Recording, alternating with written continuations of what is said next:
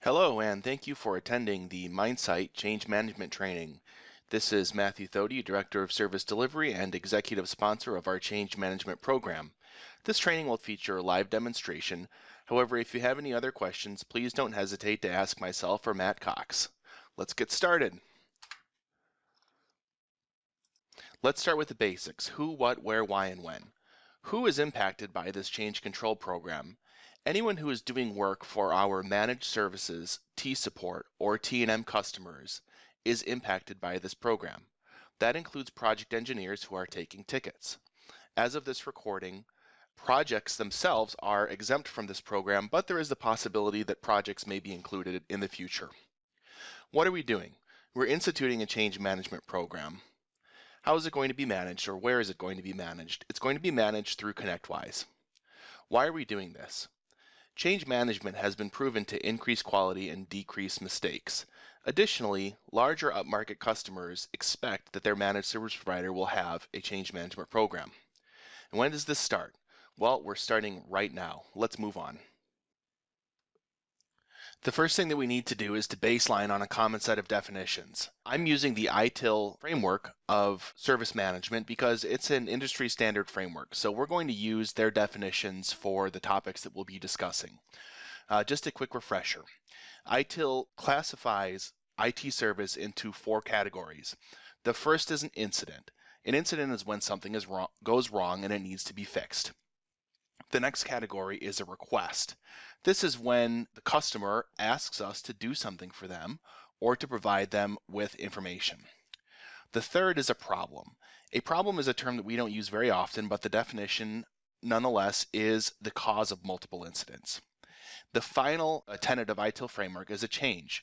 This is an addition, modification, or removal of IT services. Let's dive into that definition a little bit more. A change is the addition, modification, or removal of anything that could have an effect on IT services. It's important to note that a change can originate from multiple sources. It can come from a customer. They can ask us to make a change.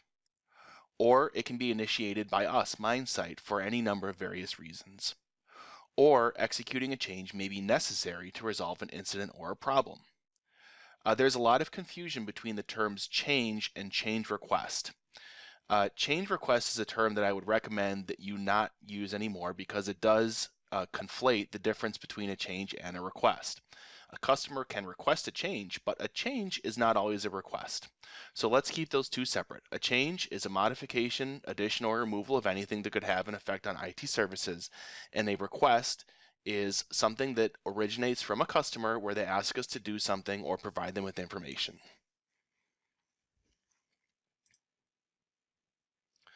So we're going to use the standard priority levels that we currently use for service tickets: P1, P2, P3, and something called business as usual, which I'll get into in just a little bit. The approval process for P1, P2, and P3 is currently just a manager approval. The approval process for business as usual is none, and I'll get into that a little bit more right now. So obviously we work with a lot of customers who engage us to perform various changes within their environment. That's kind of our bread and butter, and it makes us a lot of money. So change management is a certain level of overhead to this process. We don't want to inconvenience paying customers too much. So we've created this concept of business as usual. Business as usual changes do not require a documented change record. Now, how do we determine what a business as usual change is? The first thing, and the most important thing, is this is a change where the customer has requested it and it's been documented in writing in a ticket. It does not impact more than one customer, does not require anyone to enter a data center or computer room or to touch any computer hardware. It's not going to generate any monitoring alerts. There's a minimal possibility of a service disruption, and this change is happening within business hours. So a couple examples down at the bottom. As you can all see, these are fairly low impact, and provided that the customer actually did ask for them to happen, there's no need to open a change control ticket. The inverse of a business as usual change is a P1 through P3 change. So these are changes that you need to create a change ticket for. It meets one or more of these criteria, so it hasn't been requested by a customer. So for example, if we're doing something within the managed service environment that the customer has not asked for, that is a change control ticket. It could impact more than one customer. It's going to require someone to physically go into a data center or a computer room. It could generate monitoring alerts. It could create a service disruption, or it's a business as usual change which is occurring outside of business hours. Now, this last one is important. It's in the best interest of the customer. So let's say that a customer explicitly writes us a ticket and says us to do something that we know will be disruptive to their environment, and we warn them about that, but they ask us to continue anyways. This is the CYA clause. We should probably open a change ticket for this type of thing, just so we have a documented record that the customer has asked us to do it. So here's a couple examples down here at the bottom.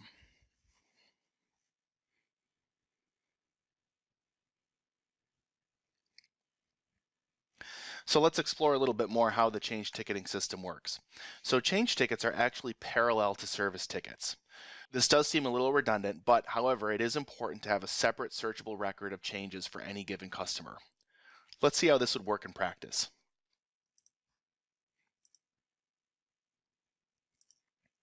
Here's one example, a critical incident. A customer submits a service ticket for an incident, that being that the traffic is not passing through their firewall. An engineer performs troubleshooting and determines that a P2 change is necessary, specifically that the firewall needs to be patched urgently. Now that the engineer has determined a change needs to occur, he or she is going to open a separate change ticket on the change board. The engineer will open the change ticket, it will be approved by a manager, the engineer will perform the change, and then they'll close the change ticket. After the change ticket is closed, the engineer returns to work inside the service ticket. And here's another example. Customer submits a service ticket with a request. They say, I want you to patch and reboot my ESX hosts. We recognize that this is a P3 change, and again, open a change ticket parallel to the service ticket. So the engineer will open a ticket, a manager will approve it, the engineer will perform the change, and then they will close the change ticket. And at that point, go back to working in the service ticket. And we'll have a demonstration of this in just a moment. Okay, here's a third example. Customer submits a service ticket for a request. They want a new firewall entry. Well, this is just one customer. It's probably not going to create monitoring alerts or generate any type of a service disruption. So this is pretty easily classified as a business as usual change. No change ticket necessary. Just go ahead and work with the customer throughout the service ticket and accomplish their request.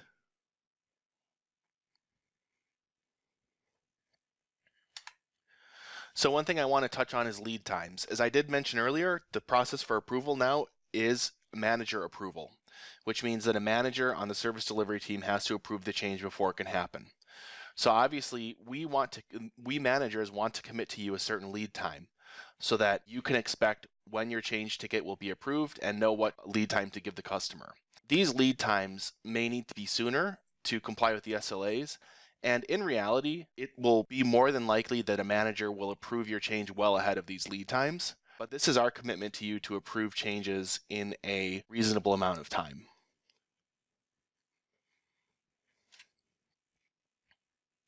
It's also important to note that even though there's a separate change ticket, we still need to comply with the SLA on the existing ticket. So if you're in danger of blowing an SLA and you need a change approved in a very rapid manner, do not hesitate to see a manager and request approval on an expedited schedule. All right, so let's do a quick review. You've identified that you have some type of a change going on. If it's a business as usual change, just proceed. You don't need to open a change ticket. Just make sure that the service ticket is clear that the change is explicitly desired and requested by the customer. And then to recap, if you've determined you have a P1 through P3 change, the responsibility belongs to you, the engineer, to follow the change management process. You're going to set the existing service ticket to pending approval, open a change ticket on the change board, complete the change assessment, get a manager approval, schedule and execute the change, and document the outcome on the resolution tab. Now this last part is something that we traditionally haven't done. We really have never used the resolution tab before. We're going to start using it on change tickets because again, we need a database of changes that is easy to search for where we can easily find out the outcome of every change. Okay, and now we're going to move on to a demonstration inside ConnectWise with one of our fictional customers, Ninja Burger.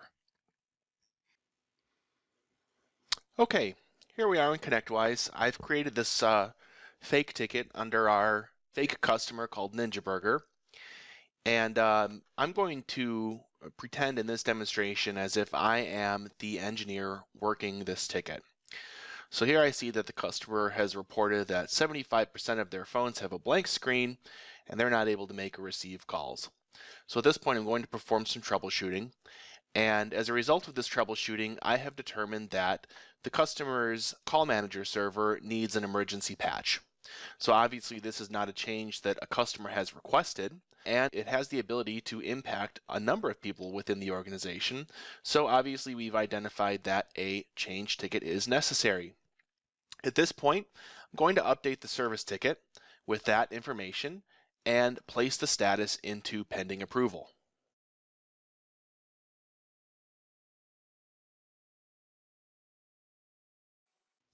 And as you can see here, I'm going to set the status into pending approval and save the ticket.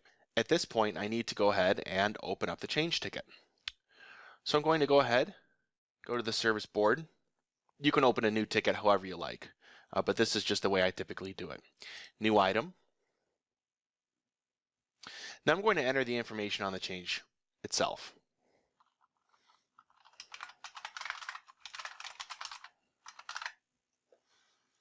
Okay, so I've created a summary for the change, and for the company, I'm going to choose the same company that opened up the service ticket and the same contact.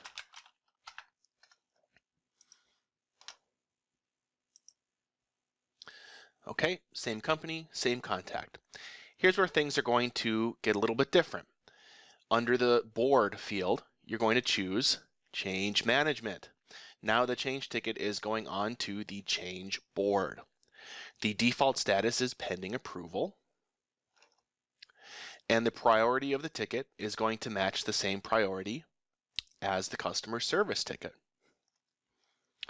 Now here's another thing that to point out. You need to choose a type, subtype, and item. Make sure you choose all three of these fields because that's the only way to apply the change template to the ticket. So type, change management, subtype, change management, item, also change management. At this point, you're going to be prompted to select a template. Just go ahead and hit finish to apply the template. Okay, so now this template has been applied, and you need to hit the edit button and fill out the following fields. So you need to know the related ticket number, a description of the change, the date and time that you expect the change to happen, the rollback plan for the change, have alerts been suppressed, yes or no? Of course, this only applies to customers that are monitoring. Has the customer approved? It's almost always better if you can say yes. And I'll cover the concept of a blanket ticket in just a few minutes.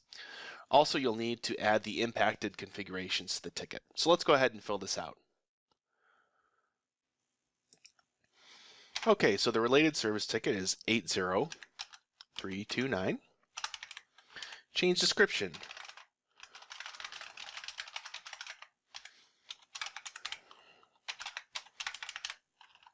Date and time. So I'm going to plan to do this change since it is an emergency. I'm going to plan to do it at 11 a.m. today.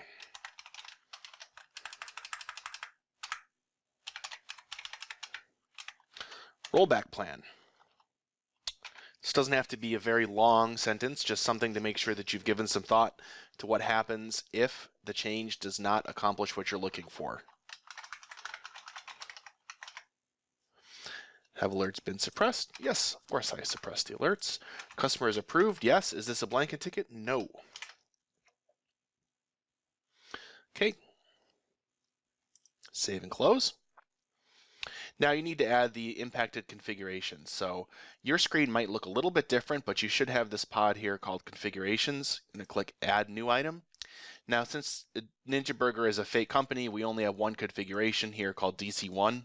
But if this were a real customer, you should attach the real configuration of the equipment that you'll be working on. Okay, That's it. You've now created the change ticket. So the next thing that needs to happen is manager approval. How this works is both Matt Cox and myself receive an email stating that there is a change waiting to be approved. This comes directly to us anytime the change is created. And as I mentioned before, our goal is to approve the change as soon as possible, and certainly by those lead times that we mentioned. So we'll fast forward a couple minutes here. And once the manager has approved your change, what you as the engineer are going to see that the change has turned into the approved status, and you'll see a message that says the change has been approved. At this point, you can proceed with the change. Okay, now we are going to pretend that the change has just occurred. Once again, I'm playing the role of the engineer here, so I'm going to create a new time entry.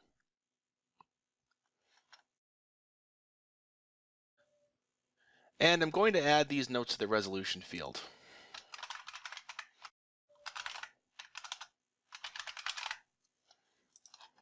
So what I'll want to point out specifically is what I did to execute the change and then the outcome of the change.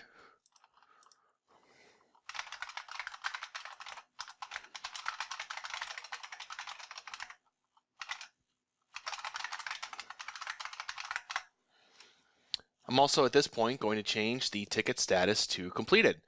Completed is effectively the closed status for this change.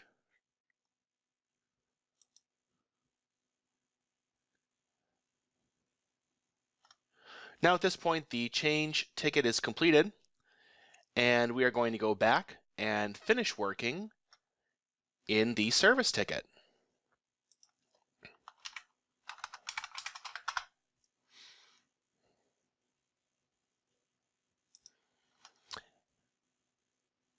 And again, at this point, we will set the ticket status back to in progress.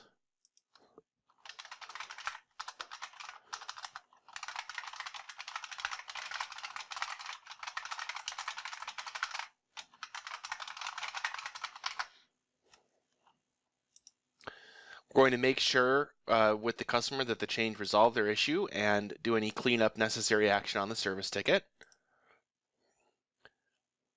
And then once we verify that everything is fine with the service ticket, we're just going to go ahead and close it out.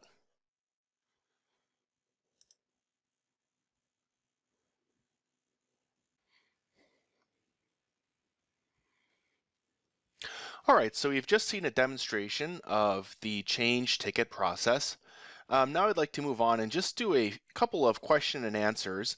I think if you have any lingering questions following the demonstration, these will most certainly clear those up, but if not, you can always ask myself or Matt Cox for further clarification. So the first question that I've been asked quite a lot is, what do we do if we're not sure that what we're doing is a change? You can always ask a manager, myself or Matt Cox. We're more than happy to help give you a ruling on if the action you're taking is a change or not. If we're not around, or if you just want to be on the safe side, it only takes a couple of minutes to open a change ticket and get it approved, so I would certainly err on the side of caution in that case. The next question I get asked frequently is, what do we do about emergency changes after hours? So if you're on call, or if for some reason you're handling a P1 emergency after hours, you can open a change ticket and self-approve it. Of course, you will want to make sure and notify a manager about this in the morning and make sure and follow the complete documentation path otherwise. Handling an impatient customer with change control is much the same as handling an impatient customer with any other service ticket. If you need some talking points, we can point out to customers that it's important to do change control to comply with our regulations and certifications. It protects the customer and Mindsight from mistakes. And the most important thing is that we're still working to stay compliant with the customer's SLA. Just like with any service ticket, you may need to escalate the change approval to deal with a sensitive customer. This brings up another great question, which is, what do our customers know about this process?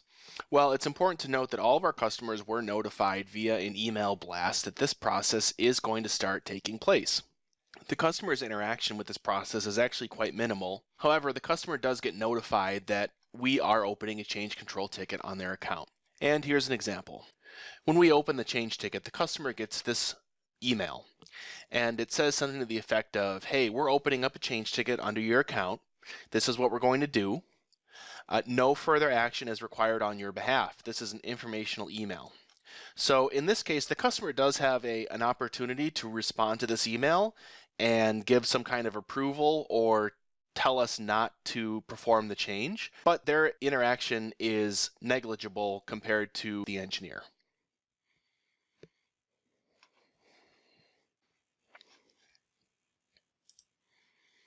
The next question that I get asked a lot is, where do I bill my time? So it's important to note that the change ticket is just a record. You are not able to bill any time to it, and you should not be billing any time to it. The amount of time that you spend on the change control process is minimal. It really shouldn't amount to more than 3 to 5 minutes per change. However, if you do, for whatever reason, have to spend an extended amount of time working on the change process, you should build that time into the original service ticket, not as a separate time entry, but as part of any time entries you may make for troubleshooting.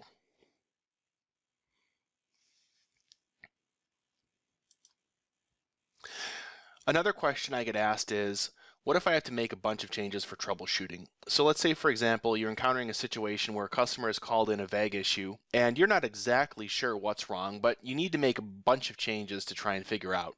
In that case, you can open a blanket change ticket.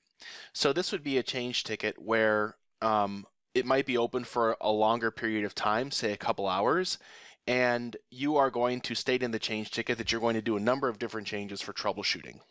What you would want to do when you do close the change ticket is make sure and record what changes you made and what change resolved the problem in the resolution tab.